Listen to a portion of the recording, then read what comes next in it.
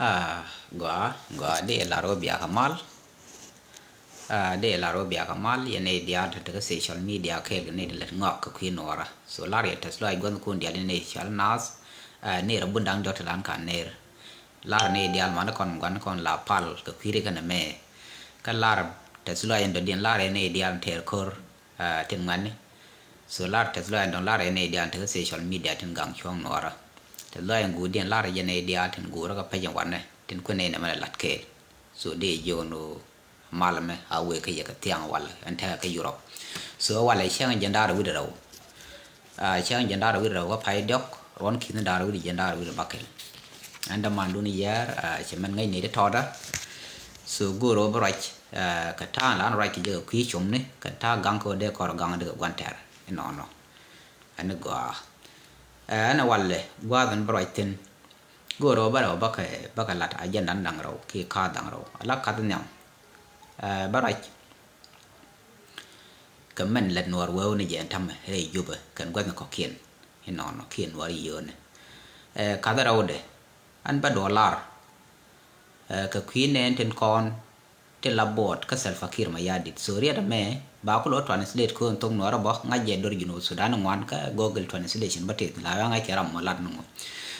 ka lat la te nora bat bi lat ke so ko ba clear ba lat ke my mother tongue ko tela chen excellent in english ka tela to jalam di ba lat ka tong nora du no la re la lat ne ji jino sudan dial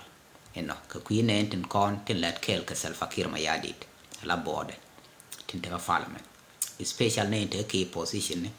tin joy gano de rania president ka South Sudan bariat me ba gorno no me do bia share bo te rambi o linga ka be la ne dial ni dur tin jen bakke bi ngade bete ne ton linga bi kan ngaji no ma late ma lara je ke o ne no gudien an barai ke tia chene ne ka social media ka kon ti che tuang yok te cha ko lat me dan ala te ke sun de la nen la de chi ga nora pe nora cha le tin ba ko te lok mo ba lok ba ko one of my fat no ba tin de nora ala ka ba ben lok me mi jeng nen so te ga ne tu nyar bang lora tel be ne no ka no mo ka kal cha nora je ka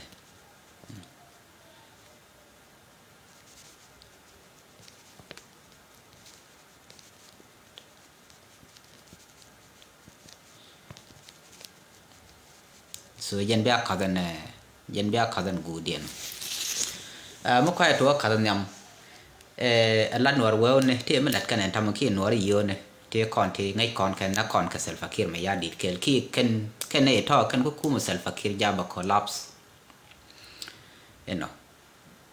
kan ne to dar very serious an me dan cha la die lan ala die ni chiang ka video no wan no ne ti me kan kor woi korien la kan kon ka pal me kan kon ka leave alone so ba jo ga no ne ta bi kon no riek mi di ti riek South Sudan ba che tu ka kon ne di chala no ra me kan kon ka lo ka ne to kan kon ja jel na ga ja len ka ro dien ba ro woi korien kor iberan me tele me je ga kanam chi beta koran e ko wadu chi beta koran e ko mo je me tot ko en South Sudan e du ni jiran South Sudan e dung ja ne e dung dur ko kien dial e dung nora chi dung ram ke le dung dur ti jen ba kel wi da ngwan so mi nyo de chai de mon moy ke mai tab ye ka ko duran la da to li ye ka tet ka don pur jin ki ka dun ke lin je so di ro tul men no ki bi len che de no bel mon lo ki be chama ban me gwan ka da je moy the same to South Sudan bo ha saram la ran South Sudan chi de goro ba moy ni ji ba ko lo use ka ti je ba wal nan ka ti je ko ba moy ka do so chang la de ma gwa la da to di do dil je ko jin citizen South Sudan je ne kon la la ye ne ti chan ro wi korin ala ne ti hi kon lok ka ne ti ka ne di nyon jinu Sudan especially kan nor wone ki nor yone eno ko ken chicken te video cha lat ka gwa e pai wa chicken te kwi salfa kira gwa ka chicken te kwi nor gwa ka chicken or jinu Sudan ko ken ba gwa but te da ra wana la chicken na ku lo ku kan le use la no ku na ra na chicken ku le la business ku kan lo mu lut kan kwak South Sudan nan kan ka la nyen ken nan kan ka dor wa ka la ka ku western well kan a different country tin neighboring country wa ka dor ken latin nan kan gar ken dol gor no nó mà coi chứ you do thế này gì cái nó chỉ self ko pe la ba che widen churian je tara ko self ter ne ter ko no ara nak chi khu election ga na ledam lad no no ara nak đó đây nó thuộc de population de da thuộc de yu yen country ke de tel bush again objective self ko che ne di je la let kan business che yu ret ko che ara je la ji business ke tip nok yo kwa yo kan bat ya ne ko nak che widen ko ret ko yen ko te le di la nga na ko ba nga sai la na da ma ni chu ko hitatin kata kon dial ten ko at last and tama chane ko ban ngaji no ko ran kon dial mane kan bagulu ta ko duno kwa use to ke chenkel ba ko yorpe man ko la re ku den jen ala kan ta chi ro moy ke different division ki different group ka South Sudan so chi joje go an we chi wudi chal lol gar ko ro je te ne ka ba go ro da president South Sudan kwa je te ka president mi Salva Kiir ko liu cái này dân ta là dân mọi chỗ cái ngã đi chỗ gửi mấy cái South Africa các bà la giả đuôi wall I don't know but chỉ do cho gan ở thì trên cái social media chỉ South Sudan chỉ cái symptom thì nhiều thì cái power is struggle mới bị thuộc đấy we are in need in kulit cái pha là mình nói chỉ nói well ni chỉ rồi đã có mấy different group gor lo nhẹ kier gor đã qua thà ban we này pin gì nó bên qua udi cho là ngã đấy garun mai enak no ra jena bana kwar ka doroi wuri ale tud mo wal tud kaw galwa wiya bo jena bana kwar ka jangwa mi wiya rot po nang na loj jena bana kwar ka ne to man de ko la kwar ke je I don't know special a correct ka kon wara ne it de ko la kwar de ba ko li kwar ba yuro ka jang ki kwar bana bom tel election ko medan chỉ con tung ngoan chỉ con lật chỉ con cần được nửa khăn vì khởi phải do khăn thuộc thì bi đứa ngoan này camera thì lán lên Korea cái này cái bala lán lật cái pet cái đi ngoan lán năng nó pet rồi chen này khăn này nhel cứ guru bỏ lòi ram khăn liền medan bi đứa thì camera ye Korea thuộc cái na sẽ be cái 2025 thuộc đấy số cái dia lán mà là bạc ta nó pet chụp đó là pet ngoan bạc giờ nuôi yên làm mà lát cái mọi giang guru nó bán này kun doj chẳng lên election par na cái run tel này daily yuru ka bán này kun doj yên hori chẳng cái này kun doj ba bria ka mà bala ban cái yên hori te rej mata eno ria ka me pui da ka dil jak duk tungwan da ka jak foli da kal ko mi chawa wa cha ra jiwe mo ling ba election lát bán này ken jak cha doj different border so te ram cái yuru ka kan we thua la na ka no ji we te ram bi ka dok ko cha cha ken cha yoi gon tin nan no me dan la na lat ka bi dio no ka twan ka yen chi ban thua ka pu chi kana ban ja yoi ke pu cha na yoi ru to ka ken te ku ro je ji bi ka kwa bi ku la kwa de che lol gar kot ba kwa de ka na ka long chu na thiang bar man tha ka gwa ma ke lu te gwa ka na ran chi ne dial chi ke lu ka action let ka na nya na yang ka long chu second ngada ka je kante je de yuro ka tin mai wood je na nak ba mai wood ko me nak na la wudi chal ngada korchol ge rande na ka influence en bagaje eno garun mai ba kwar de ka na ja na ulang je na ja na ga nasar na te ni gwanda na je na ko no re chang ni riet ken la re na me der tele ka na ko na ga ne ka 2007 ni je ni jang na ja ko na je na sai door to door bakula kwar mi be kwar jegede be kul jega bom kwa be je kan war won te ju ba ro kan bi yuro ka tammi kwar ma lat ke election so no mo la na tini ye je ne de ko ken kwa no ran kon ko bi anga je gon ci ko ro bi nyob nan ka mestic e moy kran do ram cha ne te nyino na me bi na nak ci ko ran bi nyob moy ga power ka baro ba ret kon la na ko wuri al tut ka ga luak da kula kwar di kami che kwan je grun cha yen gwa kwan la te wi kwan ba na on na kan tong che right tin ba ku lo ko na chiang che na sok si bna ku lo gor la we gor na we bia la ka mo je ka na a ta wi ko che de mana kwar ta ban de ngai da ku la kwar de ka ku la san ni gat gwan ya le yang ma cha le ku ta wa de la gwan setting ni mo je na ke lom na goro de na na a re ma te chi right de go ni o re ga na ka jen go re ko long in mo so no de re naได้ชัวร์เราเป็นหลักควรบอกคุณหลักควรดินทำมาแค่เฉลี่ยหลักลวกลัตริกาลวก jen kwal nang nuar dial ko cha lo ko nguri yan ka gan ma cha ko te mele ka ngi yan kwara no ka ta kwar jana de la crime ta gara so mi joje or la dran lo ba nuar ko nak bo ko la kwar bu ko ba ko yuro ga jang ko bo ko nang ni pan nuar te che ko le jan nakati ko che wang de nang ko ru ni won che ja yan ka be kwar ko le je be ko le je ke election ko ba te bom be je mi bit nuar wa ko nuar ko ngob bu ban la de ba wo yum ka ba bom so kan ta kan dial je mi ko ne te goro bit ka mal so te lam de man pa ka ne la nuar wo ta ka te dan eno la kwar me bi jeng ni gan ma char la lu me lu ka de me jen bit te no la kwar man bir gan ma char kwar je ga jen la re ma char jen gwa e dan e che la no ba election lat no wal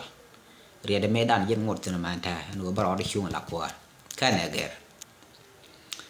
cha ban wan bo ko lat ka foli de kal mere cha nya da kwen ki ko ni nya sel fakir cha kwen cha ngot cha re de me dan e chalar cha long e chot wi de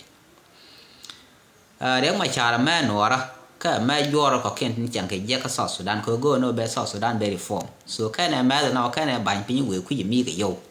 ki ko cha dwal kana sret kan long sret kan long ke yur ke yo ko de gu ke yo bo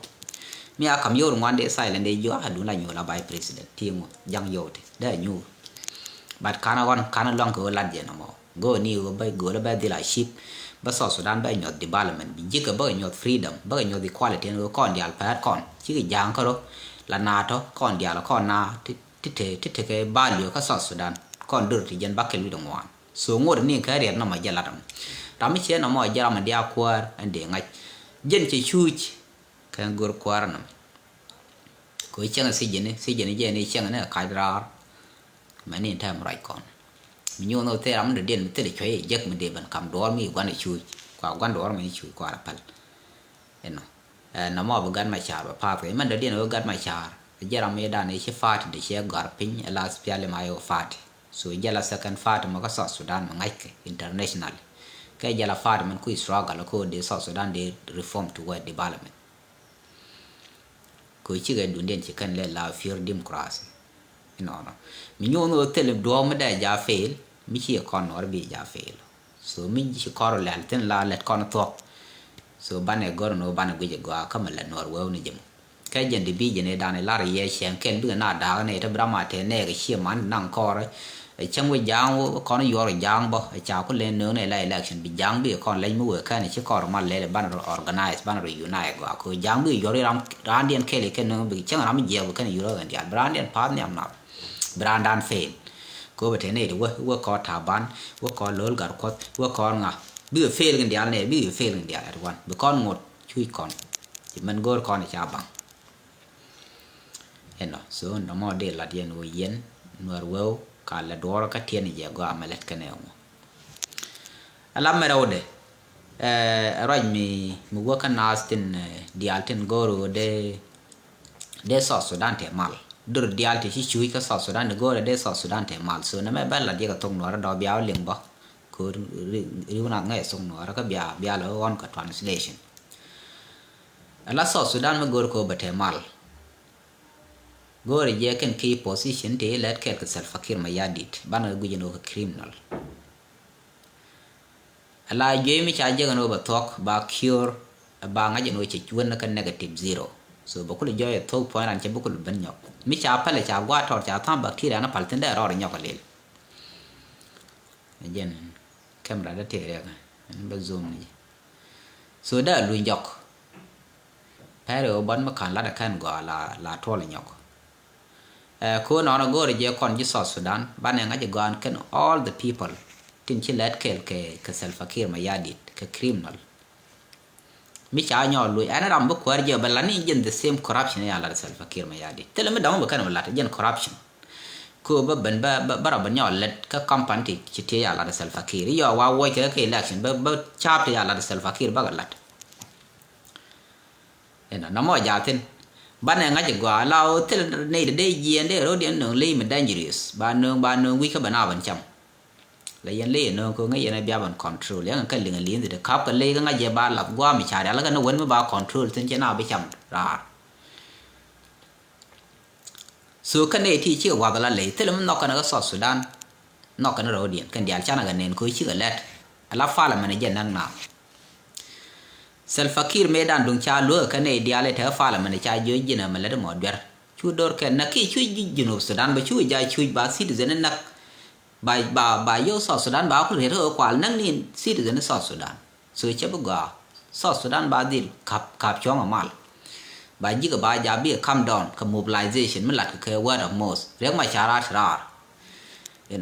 jin chu dal ko chu ro ko ngi je lat nak ya ba mo kron ki run da ro belat ga mi di bal men do bu pa ke election chu election pen o lat je election ala ke jilan ne to go to ba no ko ti alhamdulillah ti ko ra ba mi la ga ba chu lo wo je ba nya ko ri la ba nya ja pa bana yor ka ji ko be ke lan chưa phải cái này coi để cái này là bảo là đượcคนnên so they convene the medan kan the election they not gonna better thing cái election bo they not based on constitution coi cha gar constitution no medan de after 4 years by election ba de lat kon kum many time right constitution ye transitional period for 13 year for 15 year ko ne 2011 terun wal de te transitional period me de terun wal de cha ger ko la transitional period almost la take 1 year me kan armar la kan constitution ma long de ko constitution me dwai ne ke lod la wa bar nang de ron nang me we tak ate wi ko wa data no wa ko la ne constitution assembly ka different level of the country ni pin ne ga ngad ne bo ma level ko ba culture ba ko state ko do win mi culture chi kel take a multiple cultural multiple ethnic group to different tribe to take a different culture so no more constitution bala para ke culture te la do ya te culture respect baba nyo do ke state ni ba nyo le state men ba le ni state shared culture state la yikin la culture la dia we ke ne te state ke the constitution di ko la ta central level but then so no more nang ron ki ron with the path ki run daro mi che we bum ko transition we lat kan constitution by election la da cha ka run daro de election lat but it's Salva Kiir lok te transitional period te ne ke run wal de cha la do transitional constitution ba ko by let che mot ka che no we lat kana menen la constitutional period ke Ethiopia me da nang run daro me cha ku ma ka ma lazanawi ka man ge style mariam nang run da ro cha chu le cha democracy introduce cha election lat ka chi mal la che ban pa te na ge election chu bro wal jok la elect ba pa ma me chi du na ban we cha ban chi du na ban liar me liwe je so mi nyono chi Salva Kiir che de dwal ke election men dal ke election o nge je til step ke no lat me bia advantage ke je me long la ne chara gu la lazy kan o je lazy kan no country me no go wech so chi dia lazy me goro bna ko nak dia lazy de yur daro de ram de hard worker da balat ko lad ne dia la ke including yourself jiram chi yur daro ko mal ko mi jen ko ra do mal te no bi wo ka country bi nyur ni je country ante đó mi che resign bo đó da te ka bang da te ka Africa Union ki da te ka parliament South Sudan da new tin bo la elder mi luog na so ko che kan resign che gori oba ga na kan man ka dong ka ne disable ka dor kel ko che design o ba dor me ba tu so yen ko le no wan mi nyono ka ne dial te ka parliament tin let kel ka Salva Kiir ma ya di te ram tel rem ka ne chi to ko che ban pala gwan o ne te kan dial min nakana mite gwa wana tin wa kan te manak ba gat kan te ka chol weather kwa minister of health jin minister of wadi barba jo sign between dal ko le jen we ne ko bu te sai ni sheroten ga nor dial te wano ga di ko to ra te wano jang te wano gan dial na mi je ala ke luti lat ja wandu ka te mi te reaction no kan jang no kan mal Salva Kiir nora no kan mala Salva Kiir ko bi yo jak so kan it all of them they are criminal ne no ba gar na kan man ba dor kel poi wi a crime a corruption kan ai kan e odor mu te wi kana ke kan dial criminal de criminal ram cha nga je criminal de nyop kuin la kwa so cha de to gore je yin South Sudan bi agui tin go la ne ti tel ram ba kwan tin la kwa ger opposition fat in ku la no ba wala ko bi South Sudan bi go pa chen kan mi chi pa dan ku kan parliament den belium ka criminal be kan ku ban je kan ko South Sudan te ga ta ngwan ka jang man nuar man du ko kien ti fior ka no makan ka rodien mat ka me je lat ka man lokan ka de ka South Sudan long ka roi de kan ge de ka wat mi chale idine ka differences de kan wo to nak ke xiang goi kan ta ngai ke cheng development ka mu te ram bia bit tin mu kon nyong ni ne tho no ne ram me ku Salva Kiir te ne Salva Kiir hi je la ngari ka rek ka ne ti te ku le chung ti wal ria ga ta ban den gai ria ga ke le gar kot ria ke wudi chal tut kaw ria ke pol nang ma juk ria ke wudi al ma ko lut ria ke wudi chal ngade kol ma nyang juk so ne tho kala rek South Sudan ka ne de ko ken tin chen chut tin doi chut ken ko kwai chut ken tin let ka parliament ko kala bai dor tho kala action tin ku Salva Kiir la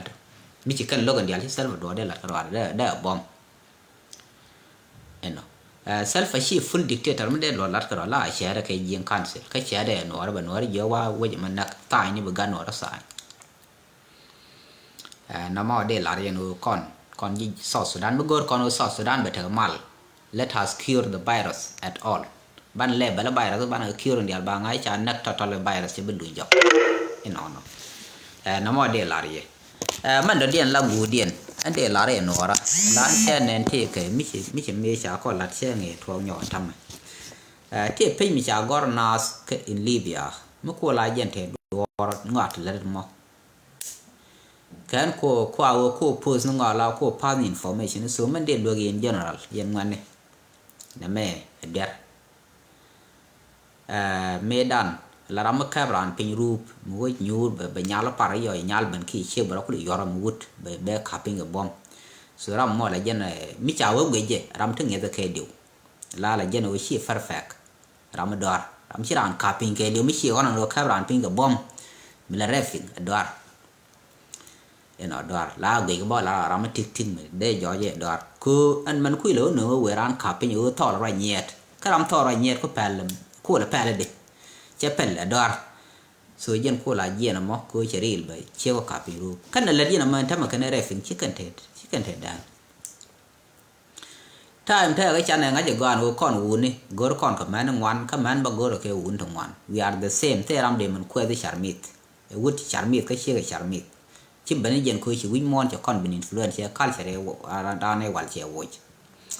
so ko e to kon chan nye ma na kon chan ka respect e chen e chieng man dang ni jen ka ji ran la dang ni jen ka ji chi moi ka ngak chi le chi kwen so bu gor wa chi bu gor no be at first be jen ba ro do je chaw do do ma ga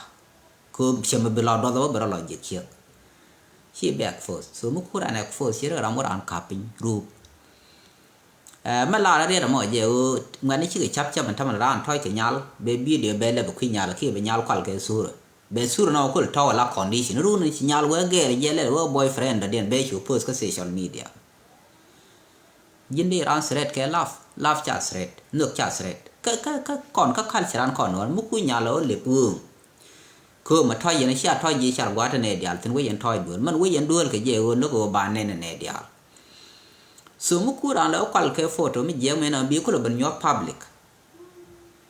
e ko bran ko le je ga sha ba no ko na mu kwa lo na ba ko lu jo la ba ben chi ru kwa bi chu lo ba go no che be te ram be je so i te ran chi ya ande lo ga no na me mi cham la dia ne do cham go cha je ga man do dia no i te ke fa ka kon no ra ba kon ya ko kon ta wi mon cha kon state la kon criminals ko ga nga kon yor te kon mi cha mi jeng ne social media ta ga ngi je no ba mal jal pa ba jal ba mu comment ne jang kan ju ron kon to kon biling no gor ko ba kula mi jeng ba kon ko le je go ne dia che man me chen ling ka dol mu ra yang wa ma ka social media ga mi ra ga lon ka libya che la ran te gar mi ro kwa la kwar ka ra den wa mi jang e kwar mu ku South Sudan represent yo mi che nying no re jeng mi te mi jeng mi no re lan be ko lo nyok forward kana ka jil ka libya no go ba no ko le cheng ye ba na yan ke la den on jang cheng ke no kor no re da ka gonya kana ka kai ni the same to mo yen yang kon je we no public bia lo bran mi je ga let bran sur nge no da du nun te ke le te yen ke trust la nge dir bi sur turo ku je bi taw run bi ko lo la share ka social media ba ko go jene dial bran chu je ka culture an bai we nya mo le cha bela kwen ram da kwen ok so shi man nyal chi ko moy kare ke po nyal ba shi moy ke mi chi bu tu emotional na mo emotional abuse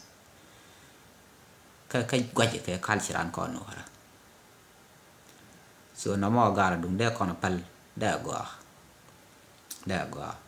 pal na je mi je so ko cha ba la ro pal gor nye te cha bu kwen bat pal o tur ye nyer to bi ale ra la nyala gor ngi je gor je nyal ka da je na pal ro ni ga tub do gor chu gor mi gor ba farman ke je gor ga bi yo kwen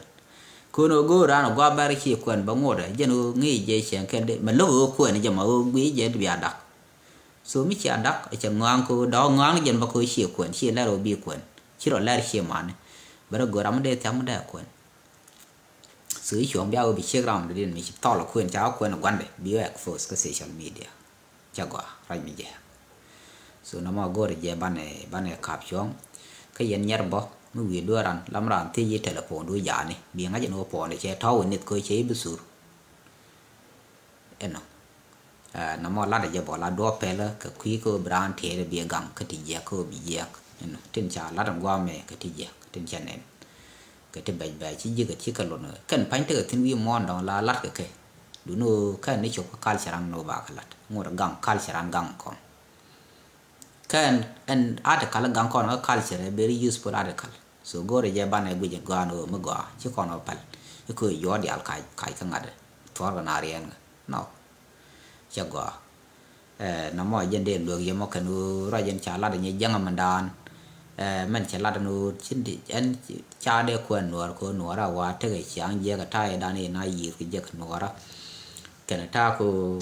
quên thôi đã thế cái sáng giờ số cái giang ngay con nó nghĩ cái gạt tiền nhal chi dân thế biết rồi nhal chỉ mới gọi là long cô bên này phô nên ta qua cái là control cái đó cô lôi đồ đi quên nuôi ra bát thế cái chỉ là một tin cha nghĩ cái chia mà để ra đã quên